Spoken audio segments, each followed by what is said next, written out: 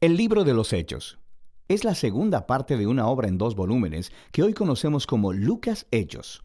Ambos fueron escritos por el mismo autor, Lucas, quien fue colaborador y compañero de viaje de Pablo. Esto queda claro en la introducción del libro, donde Lucas dice: en el primer relato, o sea, el Evangelio, escribí acerca de todo lo que Jesús comenzó a hacer y a enseñar. Aquí Lucas está dando una pista de lo que se trata el libro de Hechos. El primer volumen fue acerca de lo que Jesús comenzó a hacer y a enseñar. El segundo volumen, entonces, será acerca de lo que Jesús continuó haciendo y enseñando. Lo que nos lleva a un punto muy interesante acerca del nombre tradicional, pero no original del libro: Hechos de los Apóstoles.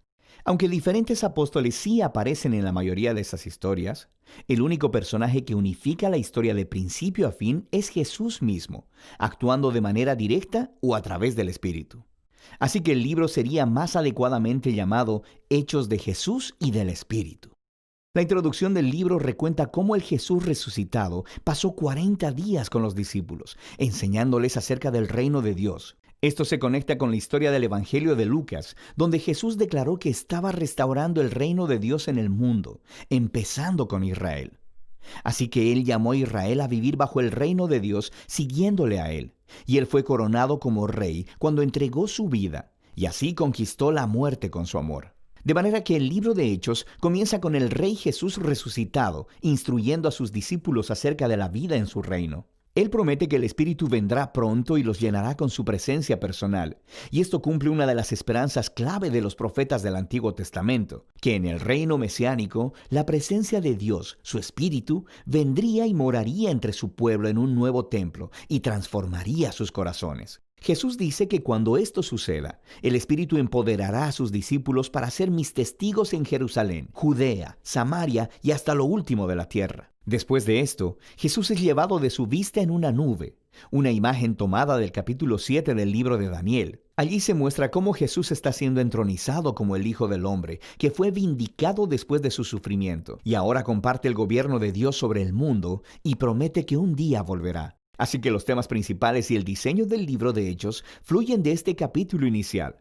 Esta es una historia acerca de Jesús guiando a su pueblo por medio del Espíritu para ir por el mundo e invitar a todas las naciones a vivir bajo su reino. Así que la historia comenzará con ese mensaje esparciéndose en Jerusalén y luego a las regiones vecinas de Judea y Samaria, llenas de gente no judía.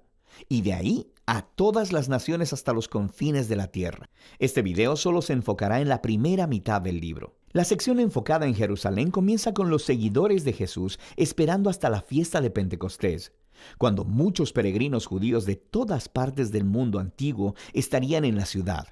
Y el Espíritu Santo viene sobre los discípulos como un gran viento, y algo similar a llamas de fuego aparecen sobre la cabeza de cada persona. Y juntos empiezan a anunciar y contar historias de las grandes obras de Dios, y están hablando en todos estos idiomas diferentes que no conocían antes, pero todas las personas que estaban reunidas les entendían perfectamente. Ahora, para poder ver lo que Lucas está enfatizando en esta historia, es crucial que veamos las raíces de estas imágenes en el Antiguo Testamento. Primero, el viento y el fuego es una alusión directa a las historias de la presencia de Dios, ardiente y gloriosa, llenando el tabernáculo y el templo. También conectada a las promesas proféticas de que Dios vendría y moraría a través de su Espíritu en el nuevo templo del reino mesiánico. Así que aquí en Hechos, la presencia ardiente de Dios viene a morar no en un edificio, sino en su pueblo. Lucas está diciendo que el nuevo templo prometido por los profetas es la familia del nuevo pacto en Jesús, el pueblo de Jesús. Lo que conecta con la segunda cosa que Lucas está tratando de decir aquí. Los profetas prometieron que cuando Dios viniera a morar en su nuevo templo, reunificaría todas las tribus de Israel bajo el rey mesiánico, y las buenas nuevas del reino de Dios serían anunciadas en todas las naciones. Lucas describe en detalle la composición internacional y multitribal de todos los israelitas que estaban ahí en el Pentecostés y que respondieron al mensaje de Pedro. Así que los apóstoles continúan llamando a los israelitas a reconocer a Jesús como su Mesías, y miles de ellos responden, formando nuevas comunidades de generosidad, alabanza y celebración. Esta serie del libro de Hechos se llama La Iglesia No Adulterada. Alguien, dígame, ¿por qué hemos llamado esta serie del libro de Hechos la iglesia no adulterada. ¿Alguien que quiera decir? La iglesia original que Dios instituyó. ¿Alguien más?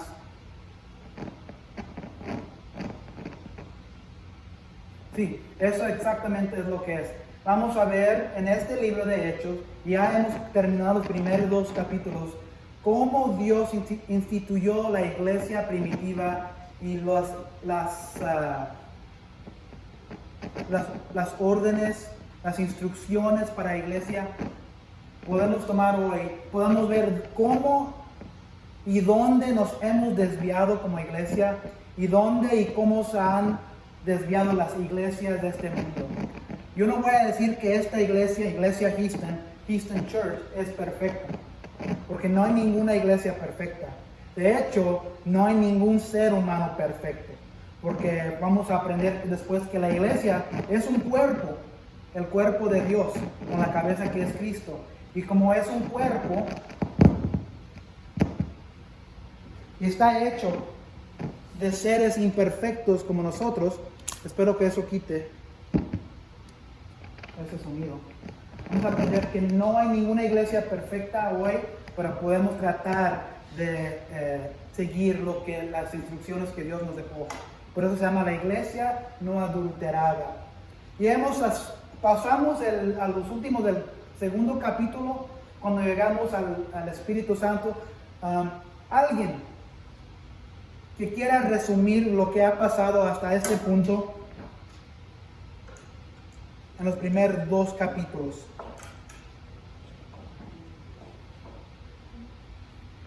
Capítulo 1.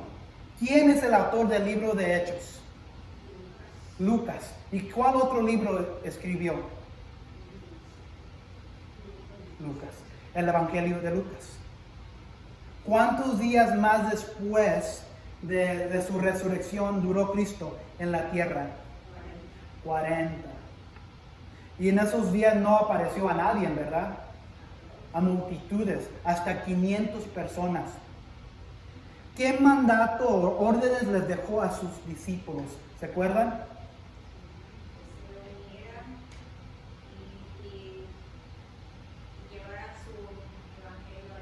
Sí. ¿Y qué es la primera orden que les dejó antes de hacer cualquier otra cosa? ¿Esperaran dónde? Exactamente. Voy a prender la luz porque no estoy bien ciego.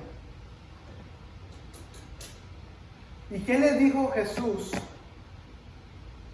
que recibirían después de esperar? El Espíritu Santo. Hechos 1:5 dice: Juan bautizó con agua, pero dentro de pocos días ustedes serán bautizados con el Espíritu Santo. ¿Y para qué era el propósito del Espíritu Santo? ¿Qué dijo María? Para poder ir a evangelizar a todo el mundo. ¿Y cómo se fue Jesús? En las nubes. ¿Y cómo regresará Jesús? En las nubes. ¿Y qué hicieron inmediatamente después de la ascensión de Jesús los discípulos? Se quedaron parados y apareció ¿quién? Los ángeles. Y les dijo: ¿qué están haciendo parados? Hay un trabajo que hacer. Nuevas. ¿Y quién de los discípulos se levantó como líder de los creyentes? Uno de los discípulos. Uno de los discípulos que había fracasado con Jesús. Pedro. ¿Pero nomás era Pedro? No. ¿Quién estaba ahí en ese cuarto con los discípulos, con Pedro? La madre de Jesús, los otros discípulos, y estaban en un cuarto encerrado. ¿Por qué? Porque estaban esperando por el Espíritu Santo. Estaban esperando, pero también por otra cosa. ¿Por qué no salían del cuarto? Porque estaban estudiando para ver a quién más podía contestar los completos. ¿Y cómo se descompletaron? Le dije no a una persona. Se descompletó porque Judas traicionó a Jesús. Y entraron a las Escrituras, se cayeron de rodillas, oraron a Dios, y ahí mismo fue donde descubrieron que estaban descompletados y dijeron: antes de que venga lo que dijo Jesús que va a venir, vamos a orar, vamos a esculcar las Escrituras a ver qué nos falta, porque parece que no estamos preparados. Descubrieron que estaban descompletos y agarraron echaron suertes y agarraron otro discípulo. capítulo 2. ¿Están preparados ya para este punto, verdad? Más o menos. En capítulo 2, el día de Pentecostés, ¿qué pasó ese día? ¿Alguien? Ahora el Espíritu Santo, y ellos hablaron, y fueron bendecidos y hablaron lenguas. Todos. Unos dijeron, qué maravillas, las obras de Dios están hablando de esta gente. Pero otra gente, otros hombres dijeron que andan borrachos. ¿Y quién se levantó? Al contrario, para decirle, Pedro, les dijo, no estamos borrachos, apenas son las 9 de la mañana.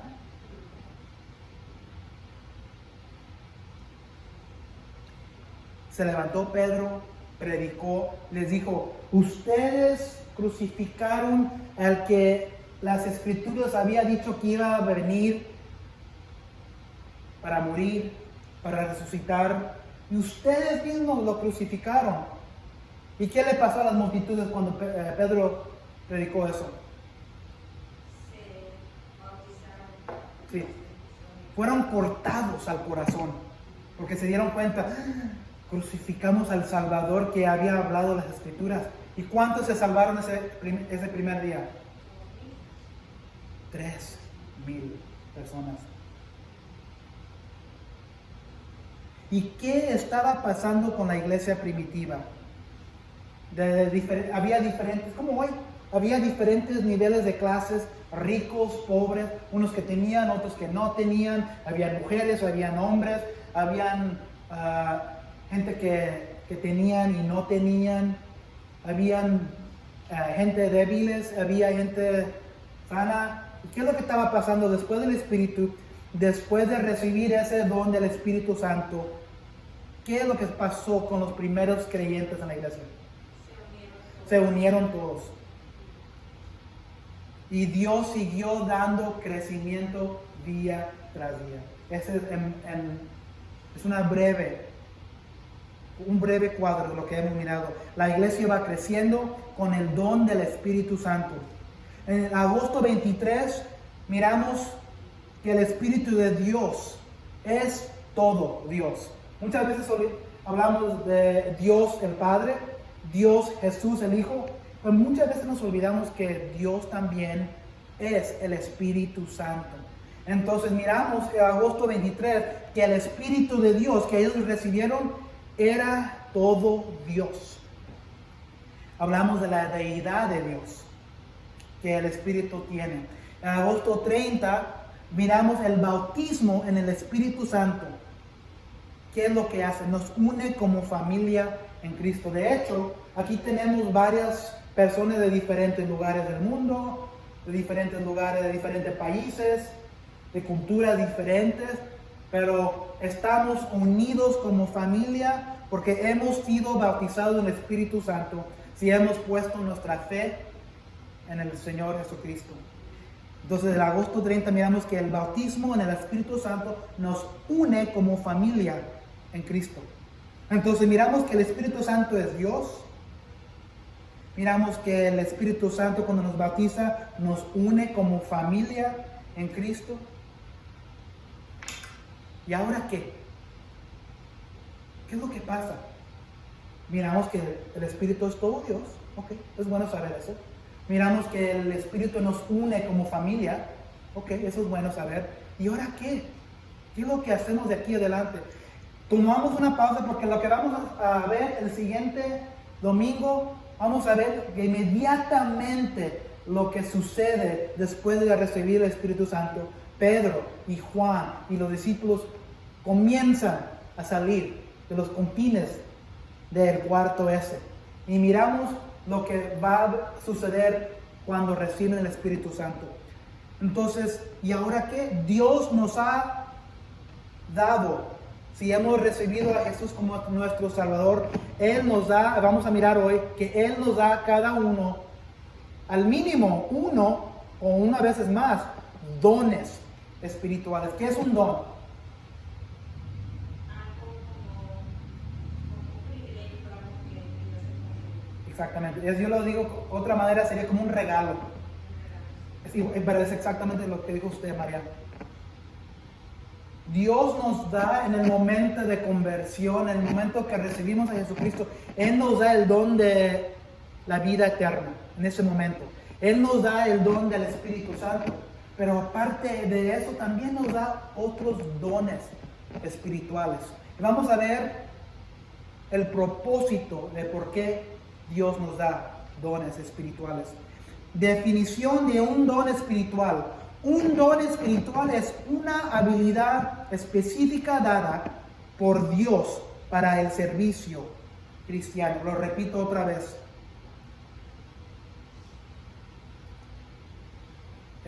La definición de un don espiritual. Un don espiritual es una habilidad específica dada por Dios para el servicio cristiano. Entonces, nuestro pasaje principal va a ser este de Efesios 4, 11 a 16. Déjalo leo, luego regresamos a los puntos del pasaje. Efesios 4, 11 a 16. Él mismo constituyó a unos apóstoles, a otros profetas, a otros evangelistas y a otros pastores y maestros, a fin de capacitar al pueblo de Dios para la obra de servicio, para edificar el cuerpo de Cristo. De este modo, todos llegaremos a la unidad de la fe y del conocimiento del Hijo de Dios, a una humanidad perfecta que se conforme a la plena estatura de Cristo. Versículo 14. Así ya no seremos niños, zarandeados por las olas y llevados de aquí para allá por todo viento de enseñanza y por la astucia y los artificios de quienes emplean artimañas engañosas. Más bien, al vivir la verdad con amor, creceremos hasta ser en todo como aquel que es la cabeza, es decir, Cristo.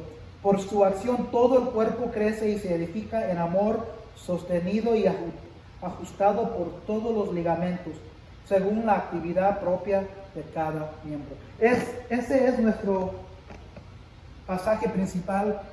He titulado el mensaje de hoy cuando Dios te hace familia. Acuérdense que estamos hablando del bautismo del Espíritu Santo. ¿Y qué es lo que sucede cuando Dios nos bautiza con el Espíritu Santo? Nos convierte en familia de Él. Nos toma, nos adopta como hijos y hijas de Él. Cuando Dios te hace familia, te imparte valiosos dones para servir a familia y a Dios. Cuando Dios te hace familia, te imparte valiosos dones para servir a familia y a Dios.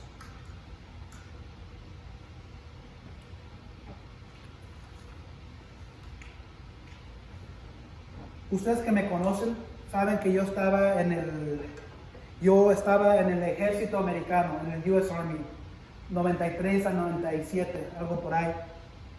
Pero cuando salí del US Army, cuando entré al ejército americano, estaba bien nervioso.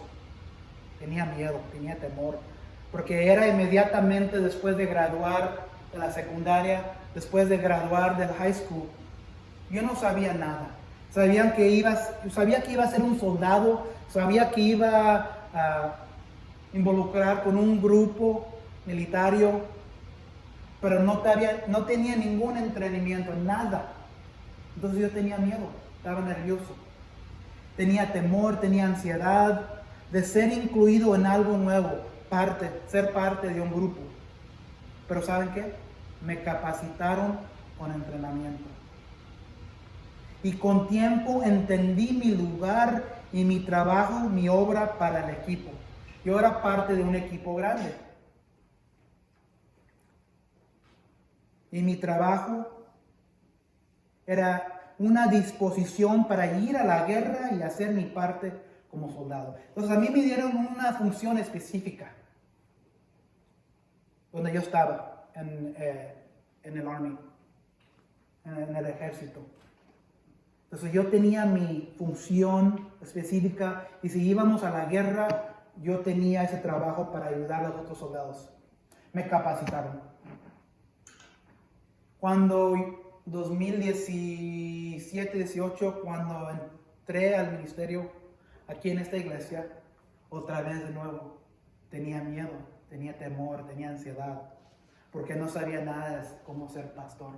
Pero la iglesia madre, la iglesia americana, nos envió a mí y a mi señora Carmen a un programa de plantación de iglesias y nos capacitaron. ¿Cuántos de ustedes han comenzado un trabajo no sabiendo cómo va a trabajar el trabajo? ¿Y quién ha comenzado ese trabajo con miedo, ansiedad, un poco de temor? Todos. Hasta un día no dormir. Todos hemos tenido ese trabajo nuevo para cada uno de nosotros. Pero ¿saben qué? Alguien o algo nos dio. Fuimos dados capacitación para hacer nuestra obra, para hacer nuestro trabajo. ¿Verdad? Todos. Alguien encargado nos dio lo que necesitábamos para poder hacer nuestra parte, algo en que especializábamos para el bienestar del grupo, para la compañía o empresa o para el servicio de algo, ¿verdad? El Espíritu Santo nos atrae a la familia de Dios para una obra especial. Cuando Dios te hace familia, te imparte valiosos dones para servir a familia y a Dios. Ya resumimos lo que ha pasado hasta este punto. Y vamos a brincar de pasaje a pasaje, pero aquí los tengo en la pantalla. ¿Cuándo se dan los dones? ¿Cuándo se dan esos dones a la gente? La Biblia enseña claramente que los dones espirituales son obra del Espíritu Santo. La Biblia enseña claramente que los dones espirituales son obra. ¿Y quién es el Espíritu Santo? Dios. Viene directo de Dios, del Espíritu Santo. 1 Corintios 12:7 dice: a cada uno se le da una manifestación especial del Espíritu o Dios para el bien de los demás.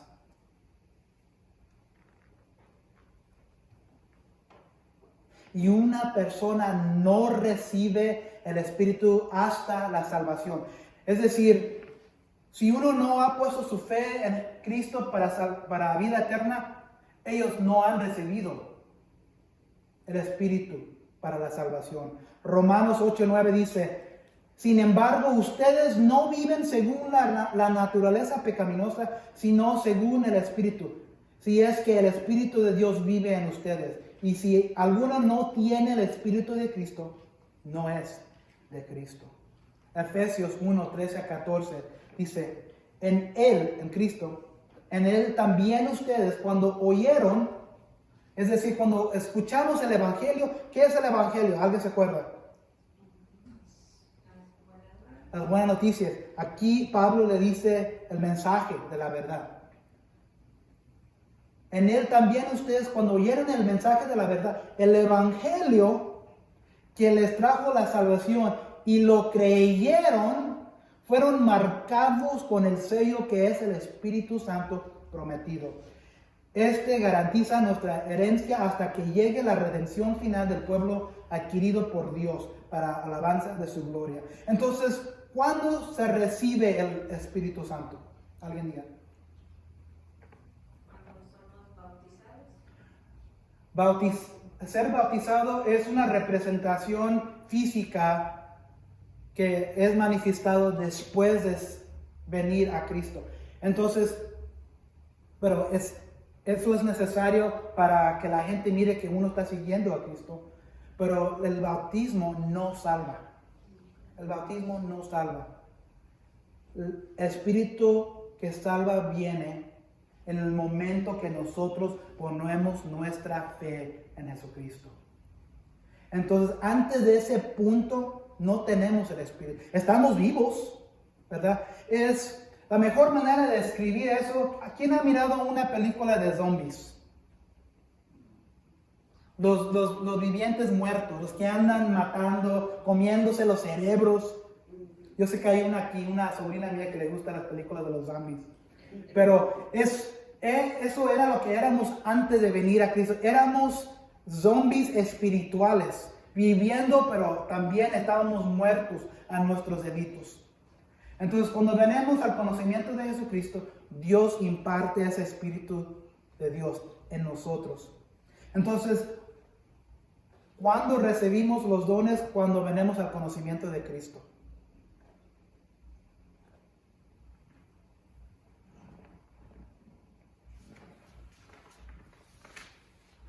¿Y quién recibe los dones? ¿Quién recibe los dones?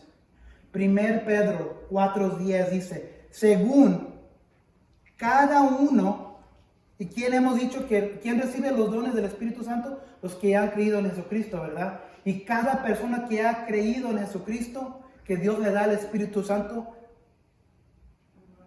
Y sin embargo, usted dice, según cada uno ha recibido un don. Esto es aparte de recibir el Espíritu Santo, un don.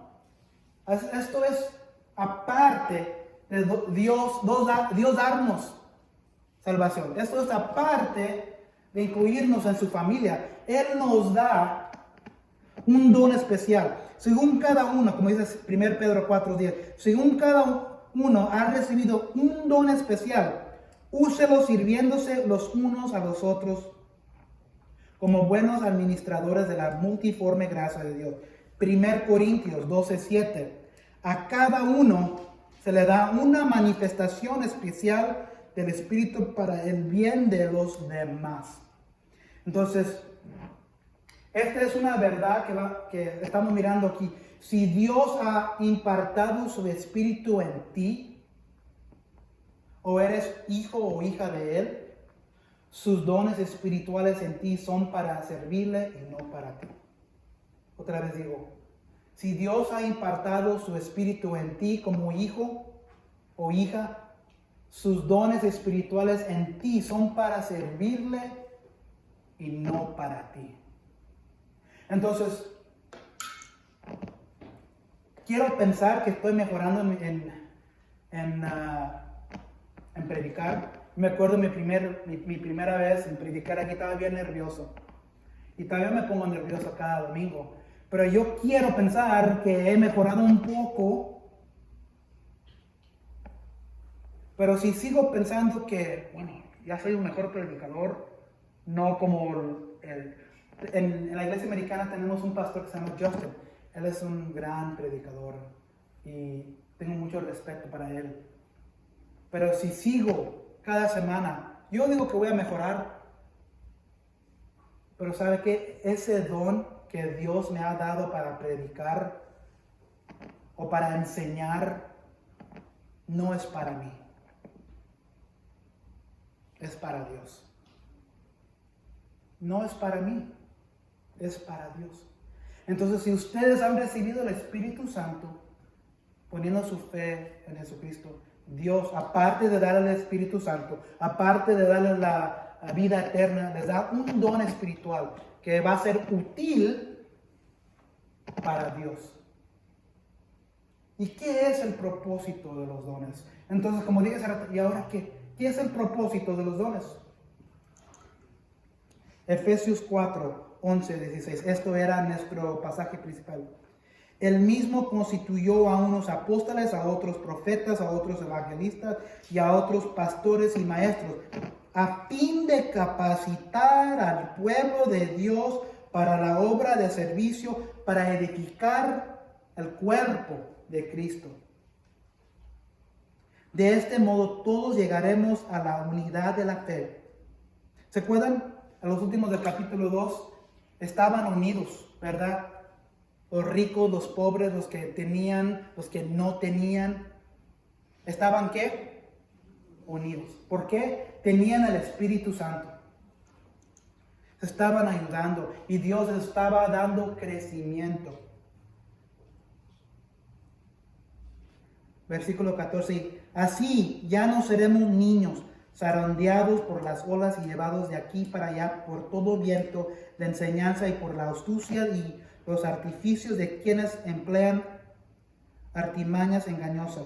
Más bien a vivir la verdad con amor. Esto es clave. Con amor creceremos hasta ser en todo como aquel que es la cabeza, es decir, Cristo. Por su acción todo el cuerpo crece y se edifica en amor, sostenido y ajustado por todos los ligamentos, según la actividad propia de cada miembro. Entonces aquí se dan 4 propósitos últimos. Primer propósito es la edificación del cuerpo de Cristo o del Mesías, versículo 12, en número y madurez.